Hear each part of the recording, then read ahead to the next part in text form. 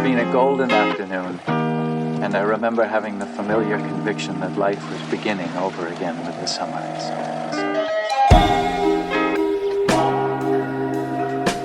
You'll keep it in because I'm going to talk about something. Marker. Can we get a soft sticks next time? I think the slate is the opportunity to set the tone. Yeah, right, and just smash it. Alex brought out three whiskeys, and this is a Cutty Stark, which I've always seen but never had, and I'm like blown away by how much I like it. I was expecting it to be just. I think it's under $20. Yeah, I mean, am I going to choose it over a Macallan 12? No, but. This is not painful to drink. It doesn't have a lot of burn. It's very light. I could totally have it over rocks and really enjoy it. It's got enough of a dynamic palate to keep you at least... Right. Oh, there's something here. Yeah. So I'm really impressed by how good this Cutty Stark is. Was not expecting Cutty Sark. that. Huh? Sark. Sark. Yeah. Oh, sorry. No. Can't even pronounce it right. No. I feel like a lot of people don't know about it. Why did I think it was Stark? That's really weird. I like the bottle design too. It's dude. A ship. I have I took it from my grandma's house. The ship. Check out the ship. back too. Yeah, the etching into the glass. Yeah, dude, solid. Pretty cool. So, I don't know what we were trying to do. I was trying to tier it a little bit. Not that this is like the top of the top, but with Matt doesn't like peated scotches, so I was like, okay, we got a 15-year aged single barrel. It's a blend, but it's like single barrel blend. Yep. 15-year age statement. And then you got the Chivas, which is 12-year, mass-produced, but kind of medium level cost. And then the Cutty Sark, under $20. Yeah. So I'm interested, if that's the one that holds up. I like it. I thought it was good. Audrey was surprised too. She liked it as well. She's a surprisingly solid whiskey palate. It's really easy to drink, and I'm okay with a Scotch that's got a little bit of burn. You want to have just a little bit, in your sip. But this is good. This is like I'm gonna have a little. You've got me. Honestly, it's like kind of dangerously good. Like it's so someone sippable, right? Yeah, someone like me that just might get a little carried away with that. It's called the original easy drinking Scotch. That's their. Well, they nailed it because screw top Scotch. Yeah. Once I got introduced to whiskey, it took me a little bit, and I actually distinctly remember the first drink of Scotch that I had, where I was like, "Holy shit, this is amazing!" This is really. It wasn't the first 10, 15 times I had it, and then I was actually down. I don't know if we had moved here yet, but we went to Kansas City with my in-laws and my brother-in-law and his now ex-wife, and we went into a Jack Fiorillo's barbecue restaurant, and we were waiting. Kurt and I were waiting for my brother-in-law. We were waiting for the rest of everybody to catch up with us. So I went to the bar and ordered a Macallan 12 neat and took one sip of it, and I was like blown away. Now I had been drinking Macallan with my buddy Nick in LA. I had certainly been exposed to it, but this was the first drink that I took where I was just like, oh wow, that's good. That's amazing. Yeah. Yeah. And from then on, and I'm not drinking Scotch or whiskey super frequently. Yeah. If I go out for dinner, I might have a Manhattan. I might have we'll have it every couple of weeks on the podcast. And I have some in the house. And every once in a while, I'm making a steak dinner. I'll have a glass of Scotch while I'm making it. So very infrequent, but yeah, there was definitely that turn the corner moment. Yeah. So drinking this, I came in with low expectations. You kind of just think a blended whiskey. I've had Dewar's before, not my favorite. So I'm thinking of something along those lines and to drink it and be like, oh my gosh, that's delicious. Pretty solid. Yeah. Pretty good. Yeah. No, and I love it. It's exactly what it is. It's not trying to be anything crazy, and it's doing what it's set out to do really well. Quintessence, you could say. It's a quintessent little Scotch. The branding too. Yeah, I mean, pretty good. I think it's beautiful the best emblem, looking. It's nice the best yellow looking branding on this table. If you ask me, it's good. Pretty good. Pretty good. Not bad. Pretty good. Also, we have the Studio Sessions cups. Yes, with the palm trees. Beautiful. Very, very nice. All right. A nice gift. All right. Matt's coming in hot. I'm going to play something here. Hopefully this goes better than the Updike. I know this is. I might enjoy sipping this more than the Chivas. I mean, I think I'm gonna have to get your. I'll have to have opinion on just a quick splash of Chivas just to compare them, but I think I'm gonna like the Cuddy the best. This is top notch. And I think there's a time and a place for a whiskey that's really light. Mm-hmm. That's the word I can think. It's just not like a super bold flavor. Well, it's like we were talking about. Like, there's nothing better than, got a group of friends, and you guys are just gonna drink a whiskey. Like, okay, we're gonna sit down. We're gonna just drink this whiskey, hang out, have a conversation. That's right. Play cards, just whatever. Yeah. There's something really and perfect. Yeah, really great. Perfect for that. Yeah, just a low key, casual, have like a beer and a little bit of Cuddy and call it good. Yeah. Yeah, I like it. I was watching. I watched a documentary. This is abrupt shift. I watched a documentary. Yeah, this is The Boss. This is not like super documentary. This is more to me like a really, really cool marketing piece for a new album. Very documentary vibes, but it's very quite quick conversational little chats and seeing some banter and working with his fellow musicians from the East Street Band, but then you're hearing each song from the album. So it's more of a listening experience to the record and then, getting you interested in buying it or, whatever. One of my favorite, Bruce Springsteen. I'm a huge Thunder Road, one of the best songs ever. And I'm on Fire is one of my favorites. Nebraska is one of the I just picked up an OG copy of that record too. It's a project that probably taught me. Yeah. It's one of those projects. Just a project as a general term that taught me more about art than I mean, not that one specifically, but yes, that one did teach me a lot about what it means to make art. Yes. So the reason I'm sharing this, partially to talk about it, it's a little bit of familiar territory for us, but I've mentioned this before. When you read something in a book or hear something in a film, documentary, a line of dialogue, whatever, and it just, like a lightning bolt in your mind of, I've always felt that, but I've never really heard someone else say it. I think we've had some comments on this podcast where people are like, the things you guys are talking about make me feel like I'm not by myself. I'm not struggling with this or whatever on my own. So it creates that connection. And this little bit of the intro to this film was that for me. And I just wanted to share it with you and then anybody listening or watching as well. And maybe it would launch a conversation. So I'm going to crank the volume, and we're not going to do the Updike thing where I had the microphone going or the speaker going that way and nobody could hear it. And hopefully we'll be able to hear this. Now this is going to start right away. So, all right, ready? I'm in the middle of a 45-year conversation with these men and women I'm surrounded by, and with some of you. Now, with some of you, I suppose we've only recently started speaking. But either way, I've tried to make that conversation essential, fun, and entertaining. I started playing the guitar because I was looking for someone to speak to and correspond with. I guess that worked out better than my wildest dreams. All I know is after all this time, I still feel that burning need to communicate. It's there when I wake every morning. It walks alongside of me throughout the day. And it's there when I go to sleep each night. Over the past 50 years, it's never once ceased, owing to what I don't really know. Is it loneliness, hunger, ego, ambition, desire, a need to be felt and heard, recognized? All of the above. All I know is it is one of the most consistent impulses in my life, as reliable as the rhythmic beating of my own heart is my need to talk to you. Gentlemen. Jesus. I'm sitting there last night watching that, and it just leveled me in like the best way possible. And I'm like, okay, that's how I feel every day, wanting to communicate. and we talked about it in the previous episode at Third Places. I make videos where I talk about my feelings. I talk about my feelings very openly on this podcast. I can't write songs and music.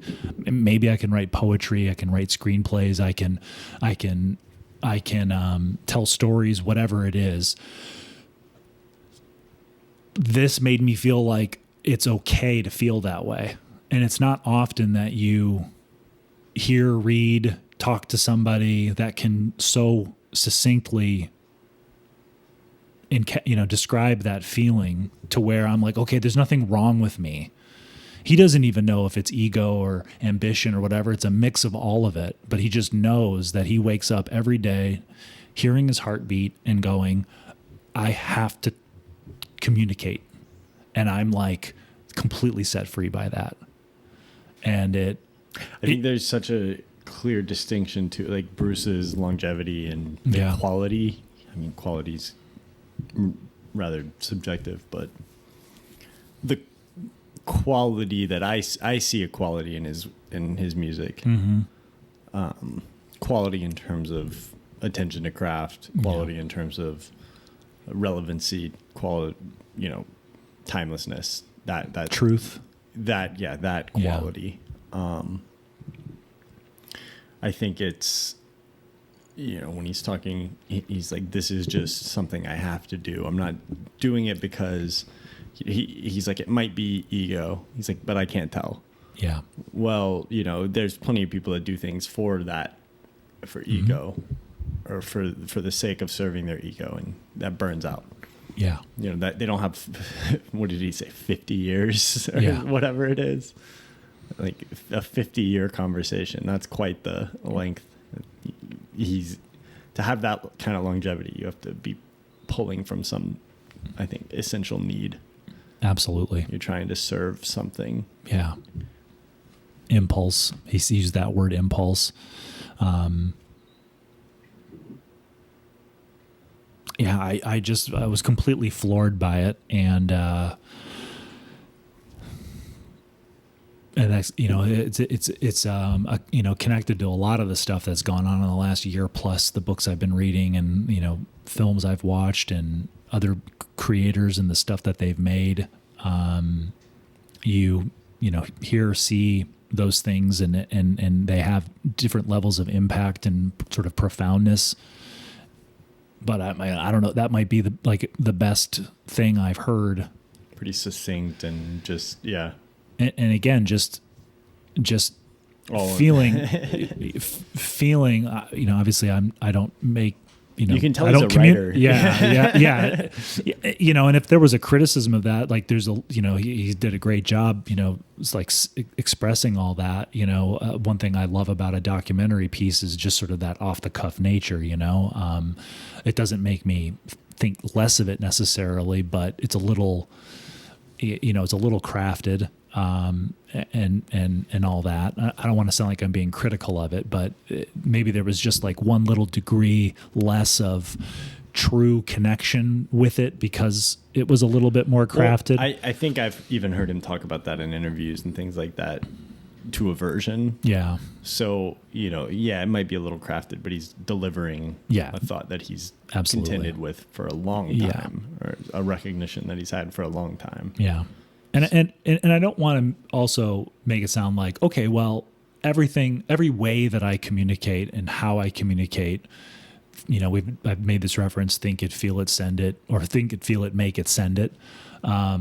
He's still, there's still an editorial process. There's craft there. There's holding back. There's, there's still privacy, there and all that stuff. But, and he's telling stories and he's sort of translating the human experiences and his experiences into his music and all that. It's not just like me live streaming on Instagram about like some drama in my life. And you know what I mean? Mm-hmm. Like it doesn't just mean like every time you feel like just talking in public online, just let it rip, but crafting work for me, that might be a little bit more me directly talking to someone about stuff I'm thinking or feeling, bring craft to it, bring thought, bring it, editing, is that a little too much? Am I over, whatever, like be thoughtful and have good taste and all that stuff in doing it. But just the feeling that you want to communicate. And even if you're not sure, like, well, maybe it's a poem, maybe it's a video, maybe it's a screenplay, whatever, like, it's okay that you don't have a guitar and a song, 3 minutes to craft something.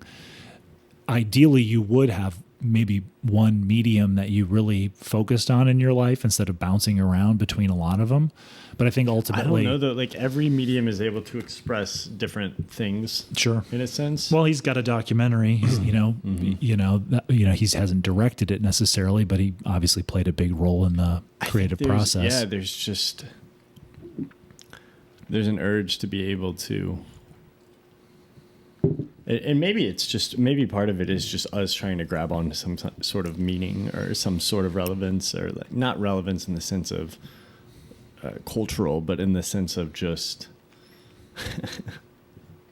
existence. Yeah. We want to feel like we exist. It's easier for us to feel like we exist for something rather than just randomness, or that it is just some, we're just a part of something that's inconsequential, like our existence in it is inconsequential. And I'm not saying, it might be, but I think I hear that. Yeah. I mean, that's why do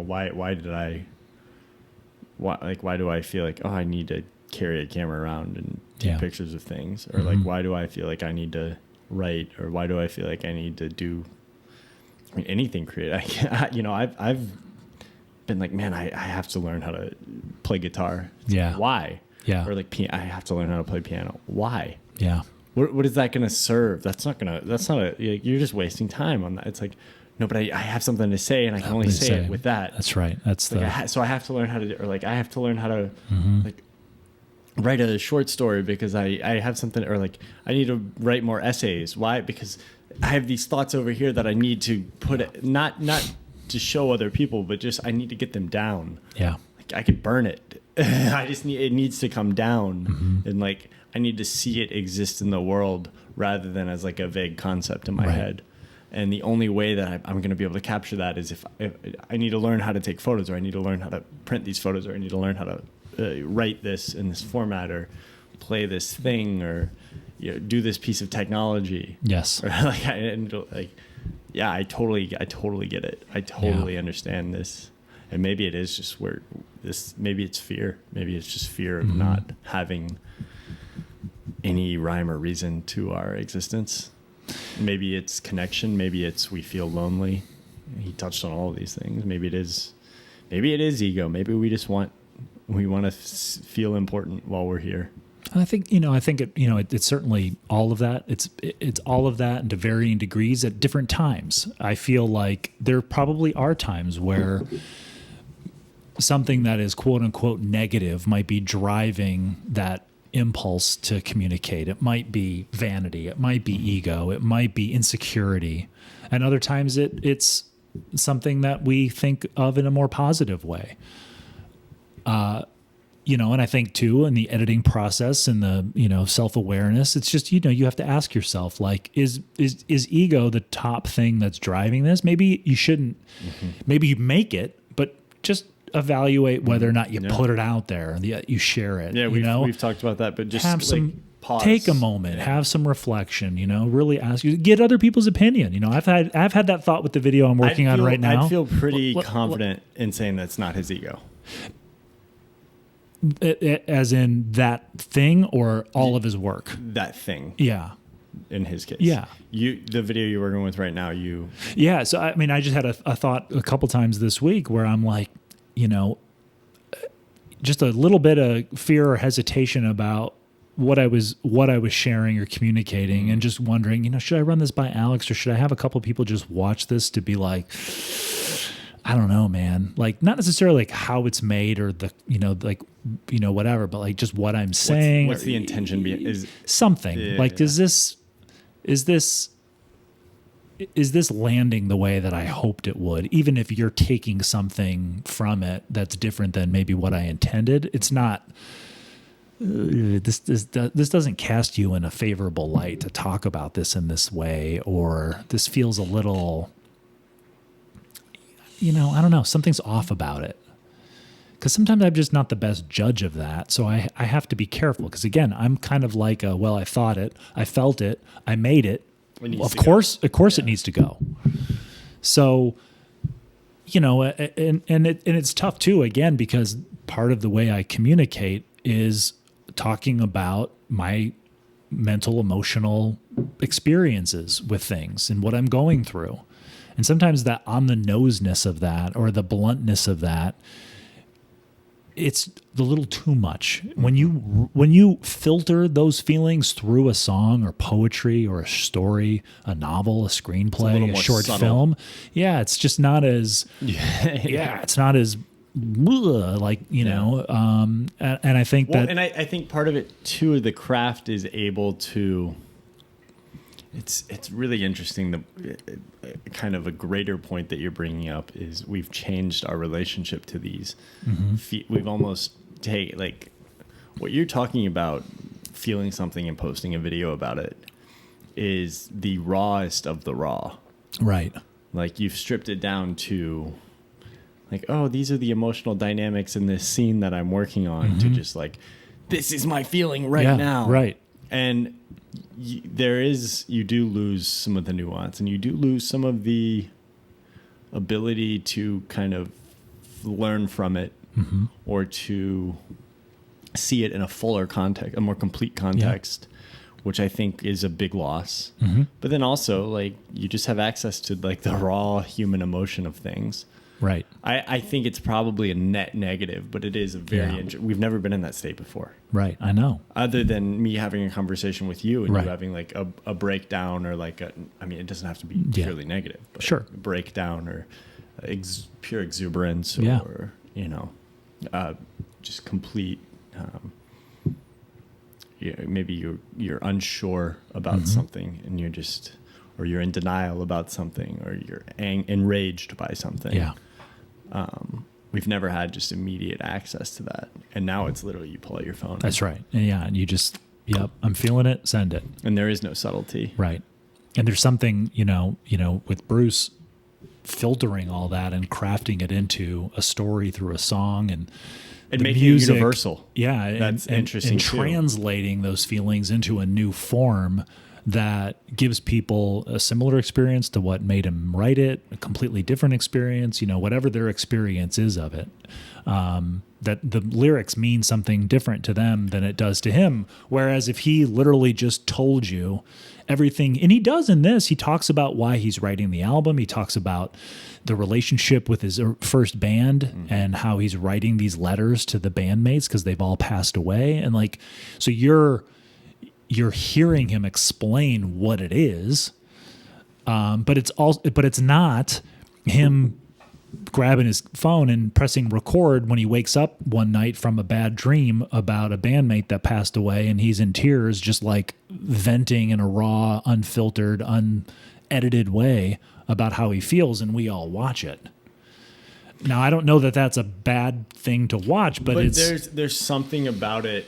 There's 100,000 videos, probably way more than that, 1 million videos a day of that. Yes, of raw, unfiltered, unnuanced emotion. Right.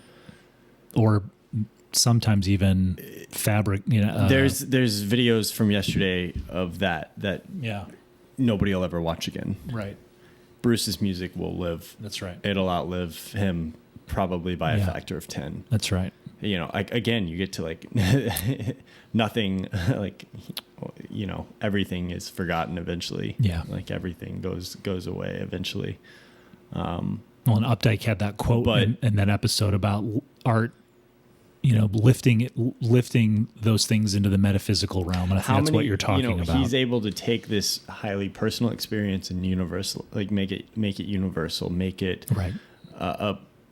Interesting or recognizable by anybody who comes into contact with it through art, through his his artistic process or through his creative process. And you're taking something that could just be a passing moment in time, and you're able to influence. I mean, I would wager to say there's millions of people that have been influenced by Bruce's music. Sure. Hundreds of millions. Potentially, yeah. Hundreds of, I mean, billions? Like, eventually, right? Right. Yes. At some point. Because it'll live on forever. That's such an interesting, are we going to, it's so valuable to have that, that higher, I'm almost thinking, I guess it's like you're sifting out impurities. That's right. Yeah. And I think a lot of the pushback, when people push back against contemporary art or contemporary culture, we're losing some of that sifting. Do you think, where do you land there? Yeah, you're drinking from a fire hose right now because of the ease of going, think it, feel it. Is the fire hose causing us to not be able to sift anyways? Like, I mean, there's still some really good. Of course, yeah. There's still some great music. There's still great films. There's great work, literature. There's great photography, photos, poetry, all that stuff. I mean, it's harder to find maybe because there's so much noise. But there might even be more of it now than there's ever been. Absolutely. Well, yeah. Potentially. Well, I mean, again, the democratization of the tools with which to create, the removal of gatekeepers because we can just go live or post something or whatever. I mean, it's, there are almost no obstacles to feeling something and putting it out there. And I certainly have moments where I'm seduced into going, well, I'm having an experience right now, or I'm thinking something, or I'm feeling something. I don't have to take the time to write an article. I can just start talking about it now. Where does that lead? Does it lead to the conversation we had last week of like the third places? Yes, right. Yeah. Coming back around, right? I know, It went out of style and like we leaned into this digital. Does it lean to suddenly people are like, I need to... I think a big outcome is that these digital places are, for a lot of people, a third place because they watch a creator who, is a raw nerve maybe, or they have interactions with them through messaging or live streams or a Discord server or whatever.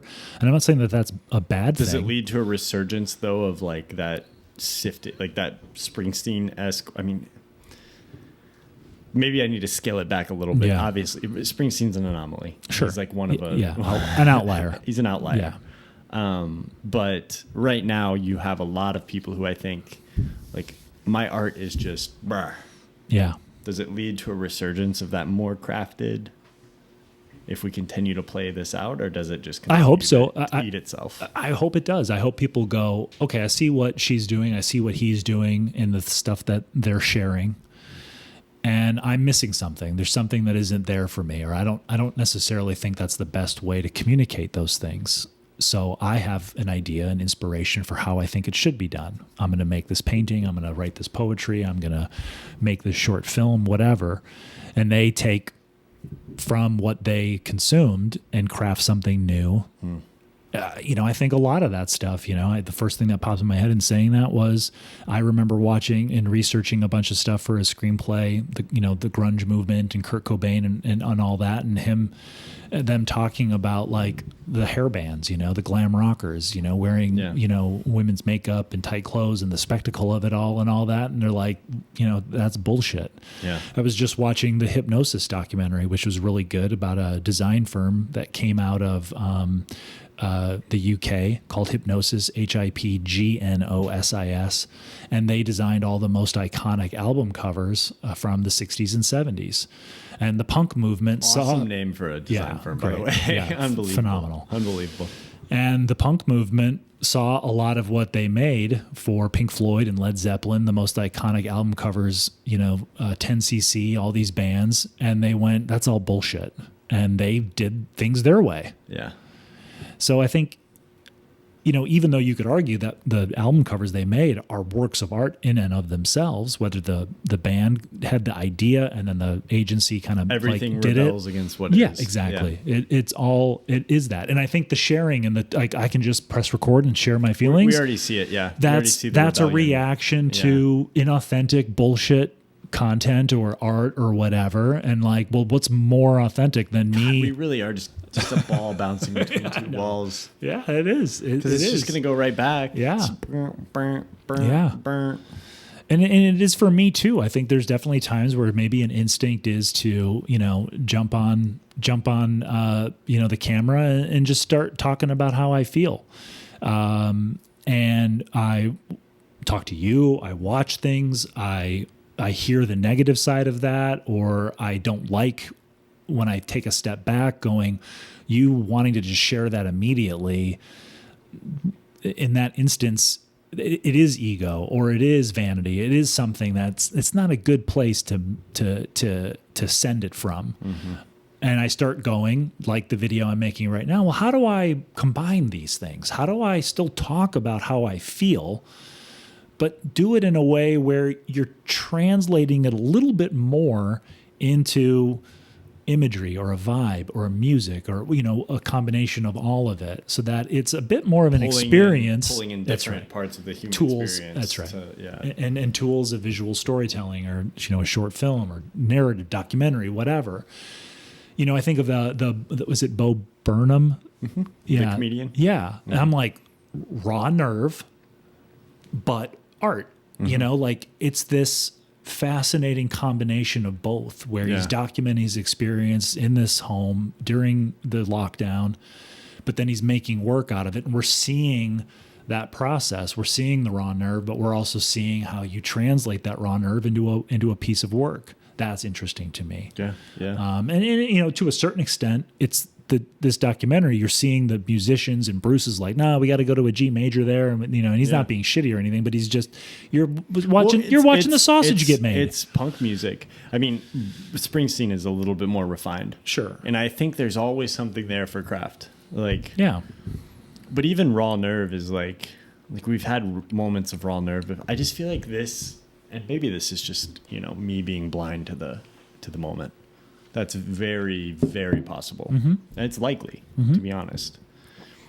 But it does feel like we're getting just a very unthoughtful version of raw nerve. Yeah. And there's also with how connected everything is, there's a very groupthinky raw nerve. Sure. Where the raw nerve is just a recitation of something I've heard from 100 other people, and people think that they're feeling these unique feelings, but they really actually are just playing telephone on TikTok, right? In a way, they're feeling emotions that they've almost been programmed to feel, right? For lack of a better term, because I think of the punk movement is raw nerve, punk music. It's just anger into a microphone, music. Maybe there's not a lot of musicality to it. You listen to some punk music now and you're just okay, I get it. It's amazing. And I'm not shitting on punk. I love, that genre, but there's definitely things where you listen to it in maybe a more sober state and you're okay, this is a, little melodramatic. Melodrama is a good example. Plenty of melodramas that I love. I think of a Douglas Sirk film or something, and hyper melodramatic, but it's getting at something so true that whenever you buy into it, whenever you choose not to see it in a completely sober mind, you're floored by it. Yeah. Have you ever heard of Lil Peep? So he was I guess he's technically a rapper, but it was punk rap. Yeah. I'll play it for you after. But you listen the music, you listen to it, and if you're listening to it from an intellectual or a craft standpoint, it's not bad, but you're okay, this is very teenage melodramatic, but when you buy into it, you kind of transcend into a plane of existence to where it is something a little greater. But right now I do feel a lot of and maybe this is just maybe it's always been this way for the mass, for the bulk. Yeah. It just feels very unthoughtful. Well, the concern with me is that it's sort of two columns. Like someone might be like, well, I'm feeling, raw and I have feelings that I want to communicate, but there's still a part of their brain that's operating through a commercial filter. Like, oh, well, but I can monetize this. I can get this, I can get this a record deal. I can get in front of people. I can sell tickets. Like there can sometimes be a high brain functioning toward some commercial or profit motive, versus you think punk music. You think it's dumbed down for any reason because of like you talk about profit motive and my brain goes to algorithmic. Maybe that's just because that's what we talked about a little bit prior, but the profit motive being more driven by a machinery, like we do this, we say this gets said. That's right. Yeah. This is the result we'll get. Right. Like, it's literally a lab rat, right? Yeah. And to me, it's like, this is the water. This is the cocaine. Yeah. I want the cocaine. That's right. And to me, like when I looked at that hypnosis documentary and they touched on, punk movement. God, such a great name. It's so good. You got to watch it. It's good. It's a good documentary. But the punk movement, like, yeah, and again, I don't know for sure, but I think about some of those bands coming out. I'm like, they don't give a fuck about any of the commerce aspect, like they're not sitting there going, obviously it comes into it, a record label or whatever, and they certainly get involved. They want to sell tickets. They need to make money, pay their rent, whatever. But it's just it just felt raw in its totality. And I'm not saying that there aren't people putting stuff out there, whether it's pressing record on a camera and just talking about how they feel or crying or yelling or whatever it is. There's some people that can do that and they can just strike some universal nerve. Yeah, they just touch on something that is it's an art irrefutable. That's exactly that right. Almost does back my point up that maybe I am just getting caught up in the bulk. Yeah. Maybe I am getting caught up in the noise. Sure. But there is still signal out there, and sometimes I think it's its own art form. There are people that see that other people got successful talking about their feelings, so I'm just going to remanufacture that with me doing what they're doing. And you're doing it though, but you're literally just it's mimetic. That's right. You're it's a function. It's a photocopy. And Bruce certainly has, he talks about it in the documentary. He's like, you've got one side of a 45. You've got 180 seconds. Yeah. Like there's a container there, like there's a form there. Impose limitation. And like, you've got to, and then there's also, he doesn't talk about the structure of a song, but there's things you can't mess with too much, verse, chorus, bridge, you know what I mean? Like you can play around with that to a certain degree, but you don't have a lot of latitude. Everybody. Right. Yeah. And some people push it, Bohemian Rhapsody, obviously all the commercial people are like, what, you're going to have a 7-minute song on the radio? Get the fuck out of here. Yeah. And it's like one of the most successful songs of all time. Yeah. Super hit. Right. So, and it's all over the place. Bruce has had some crazy long ones too, though. Sure. One song that he has, I mentioned it earlier, I'm on Fire. I'm like, Bruce, it's not long enough. Like, it's too short. Like, let's double the length. Please give me more. But yeah, I think, again, just to circle back to the initial thought, the big takeaway for me is, okay, how I feel every day isn't weird and not wrong, but just sort of like, I don't know. There's a tremendous sense of validation in hearing him say it. Now, it's my job to what I do with that feeling to bring it up to a level of a care and craft, and not necessarily the final result is as good as a Bruce Springsteen song, but that I'm also deploying strong understanding of taste and and craft and understanding of what the audience is going to experience to a certain extent with consuming it. You can't just sort of and this is my kryptonite in the making process, is I'm so connected to the feelings of why I want to make it that I lose some sense of objectivity to go, is this the right thing to do right here? Or is this overall the best way to communicate this thing that I'm feeling? You know, someone might watch what I make or read what I wrote. Do you and ever be like, change based on that? I don't know. Assessment? I certainly, the problem is think it, I got to do the order right. Think it, feel it, Make it, send it. Make it, send it. I can just blow past that part where it's like, just take a goddamn second and just like ask yourself, is this part necessary? Is that music choice the right one? Is that beat really communicating? Does it feel tone deaf? Is it off? Is it rhythmically? You know what I mean? You're almost working against it at that point, though, right? You're trying to grasp it, and it becomes ungraspable just because you're trying to grasp it. Well, the problem is the feeling is so strong that you don't want that flame to burn out before you hit send. It's like that feeling is so strong. You want to get to the sharing part so quickly that you bypass the craft. Mm-hmm. Yeah. And sometimes for me, like, I'm not feeling enough right now, so I need to stop making it. I think you just hit on one of the biggest. I got away from the microphone. Yeah. I think you just hit on one of the biggest. For me, it's like a fear, but also I think it's a deficiency in the current culture of making work or making anything. Is that feeling is so strong, and that doesn't seem to align with the process of making something that's universal, or that stands the test of time. It's universal. It's a bit more nuanced. It's a bit more thoughtful. Yeah, I think we run into this wall of no. It's going to lose all of its charge if I